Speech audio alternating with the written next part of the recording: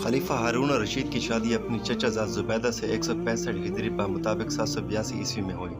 मलका ज़ुबैदा अपनी खूबसूरती और जहानत की वजह से पूरे बगदाद में मशहूर थी।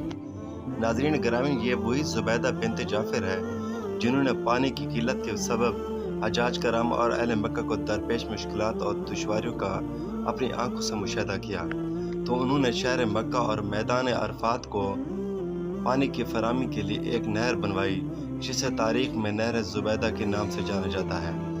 खलीफा हारून रशीद और मलका ज़ुबैदा को अल्लाह पाक ने 787 ईस्वी में एक बेटा अता फरमाया, जिसका नाम उन्होंने आमीन रखा।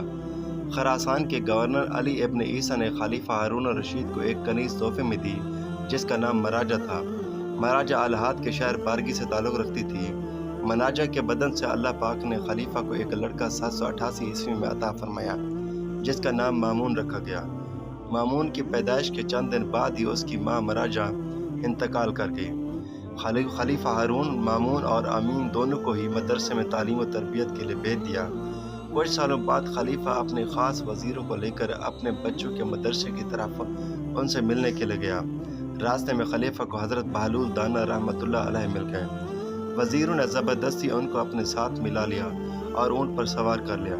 चुनांचे हज़रत बहलूल खलीफा के साथ उसके बेटे आमीन और मामून के मकतब पहुँच गए।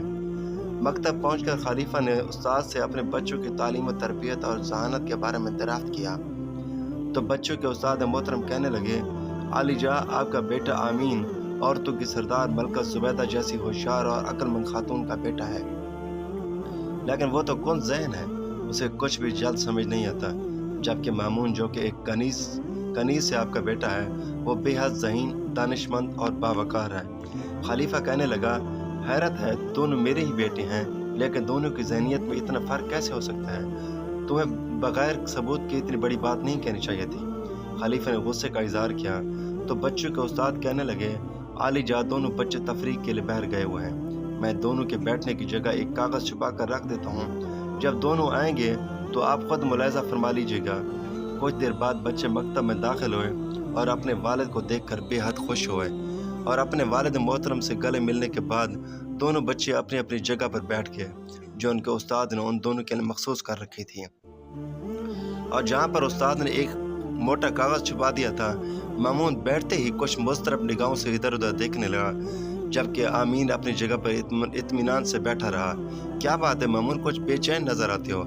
आखिर उस्ताद ने मामून की बेचैनी की वजह पूछ ही ली। उस्ताद मोहतरम, मैं अपनी बैठने की जगह में कुछ तब्दीली महसूस करता हूँ, मगर समझ नहीं पा रहा। ऐसा लगता है जैसे मेरी जगह कागज़ के ऊपर हो या फिर चंद कागज़ मेरे नीचे रख दे गया हूँ। मामून, तुम भी कोई तब्दीली महसूस कर रहे हो? नहीं उस्ताद मोहतरम। खलीफा तो जैसे हक्का बक्का होकर रह गया और सर पकड़ कर बैठ गया। हज़रत बहलूल भी ये मंजर देख रहे थे। बच्चों के उस्ताद बोले, आलिजा, अगर इजाज़त हो तो दूसरे कमरे में चलते हैं। वह बच्चों को इधर उधर छोड़कर दूसरे कमरे में चले गए। खलीफा ने हैरत ज़दा होकर कहा, आखिर क्या माजरा है? आमीन की माँ ज़ुबैदा अरब की अमीर तरीन औरतों में से है और उसको कोई मुकाबला नहीं, मगर उसका बेटा। बाहर बहलूल, जो तब से खामोश खड़े थे, वो बोल पड़े, आलिजा, अगर इजाज़त दे तो मैं इसका सबब बयान करूँ। हाँ हाँ, ज़रूर करो। खलीफा बहलूल की तरफ मुतवज्जह हुआ और बहलूल फरमाने लगा कि औलाद की दानिशमंदी और जहानत के दो बड़े सबब होते हैं। खलीफा दिलचस्पी से हज़रत बहलूल की बात सुनने लगा। हज़रत बहलूल कहने लगे कि औलाद के जहानत और दानिशमंद होने का पहला सबब यह है कि औरत और मर्द फितरी तौर पर एक दूसरे को चाहने वाले हों।